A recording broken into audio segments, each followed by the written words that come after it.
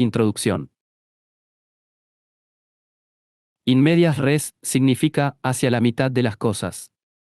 Es un latinismo utilizado para denominar una técnica literaria donde la narración comienza en medio de la historia. Este término lo emplea el filósofo Íñigo Ngay en numerosas entrevistas y conferencias acerca del animalismo.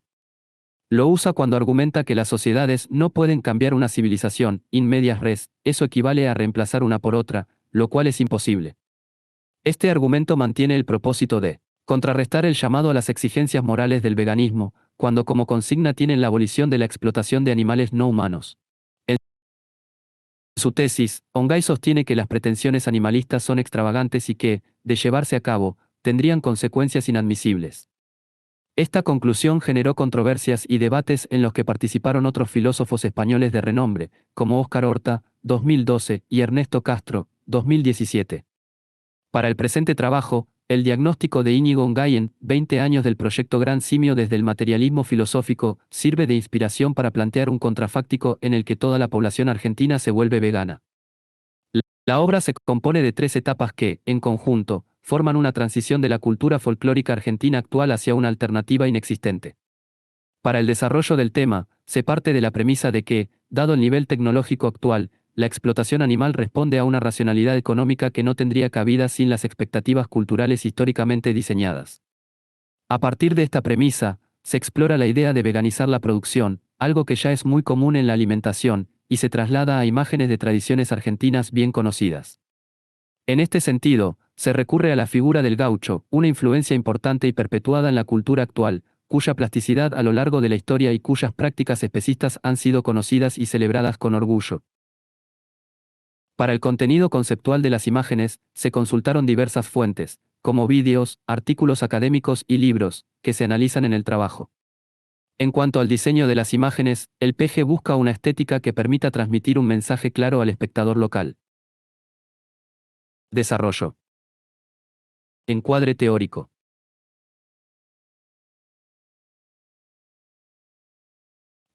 En esta sección se exponen los conceptos necesarios para comprender a la obra con exactitud. A partir del problema sobre los animalismos planteado por Íñigo Ngay, el PG se estructura y busca dar respuesta desde diversos autores. Tras presentar las ideas del filósofo, se proponen los demás textos en una precedencia lógica de lo general a lo particular, lo que no garantiza que unos sean más importantes o más fáciles de entender que otros. Antes de continuar con ellos, se tendrá en cuenta que los temas que atañen a la fundamentación teórica de la imagen, forma, color, composición, etc., se presentarán en un apartado propio. En el apéndice se incluirán algunas consideraciones sobre temas que requieren un desarrollo mayor y que preparan el marco teórico para abordar sistemáticamente la relación de autores en una investigación posterior con hipótesis. Por último, se suscribe el planteamiento de Ongay que sostiene que es imposible observar los sistemas de postulados ideológicos como el veganismo y el especismo desde ninguna parte. En el PG se comparte la visión de Óscar Horta que desarrolla al veganismo como una cuestión moral que echa mano de la ética del sensocentrismo teniendo a la sintiencia como uno de los criterios estrella. Esto puede consultarse en la sección de vocabulario. Texto base de la lección de 20 años del proyecto Gran Simio desde el materialismo filosófico, Íñigo Ngay.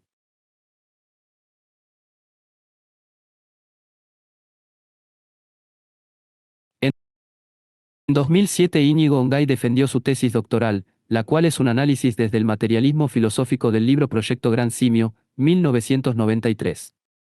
El proyecto criticado reclama una extensión del igualitarismo moral para el abarque de los grandes simios, chimpancés, gorilas, bonobos y los orangutanes.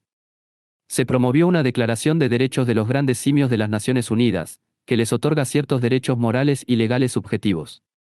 Algunos especialistas de primera fila tenían la intención de que el proyecto sirviera como primer paso para liberar a las demás especies de la opresión ejercida por el ser humano.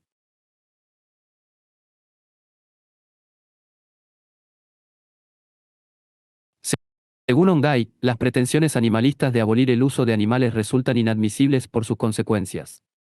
De llevarse a cabo, pondría en práctica la fórmula clásica, fiat justitiat pereat mundus, hágase justicia y que muera el mundo, ya que la civilización se respalda en la explotación masiva y sistemática de los animales. Adoptar el veganismo globalmente frenaría industrias y conocimientos científicos. Por ejemplo, el cese de la producción cárnica y la biomedicina son suficientes para el colapso de las economías mundiales.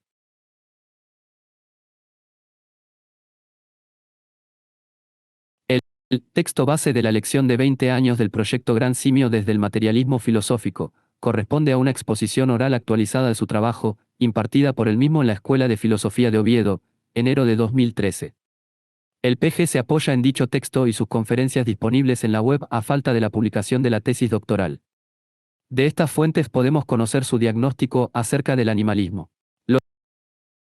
Los años en los que Singer escribe Liberación Animal son los años en los que se consolidan los estudios sobre el lenguaje de los animales o sobre la cultura de los animales o sobre la cognición animal, pero también, y esto es importante hacerlo notar, los años en los que las reivindicaciones de los derechos animales cobran una pujanza renovada. Declaración Universal de los Derechos del Animal en 1977, fundación de los primeros frentes de liberación animal, Proyecto Gran Simio.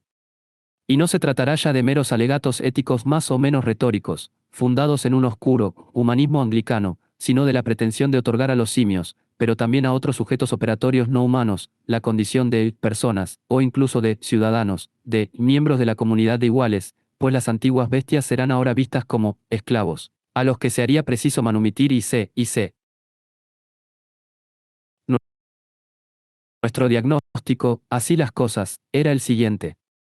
Es verdad que tales pretensiones animalistas, por parte de sus defensores resultan inadmisibles por sus consecuencias, pues supondrían, como en muchas ocasiones reconocen los propios animalistas en un ejercicio muy coherente del principio fiat justitia et pereat mundus, la práctica paralización del mundo en marcha según el estado de su desarrollo tecnológico, uso de animales en experimentación biomédica, agricultura y ganadería intensiva, y c. Pero, ello no obstante, los críticos humanistas de planteamientos como estos, gentes como Peter Carus o, entre nosotros, Víctor Gómez Pin, Fernando Sabater o Adela Cortina, no harían otra cosa que reproducir, en el ejercicio, una doctrina espiritualista muy cercana al automatismo animal pereirano o cartesiano.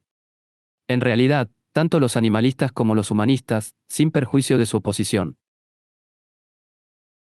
frontal, contraria a Sant Circa y Adem, habrían tendido a desempeñar sus posiciones en base a un espacio antropológico bidimensional, plano, de suerte que, cuando los términos del debate quedan dibujados a la escala propia de ese sistema bimembre de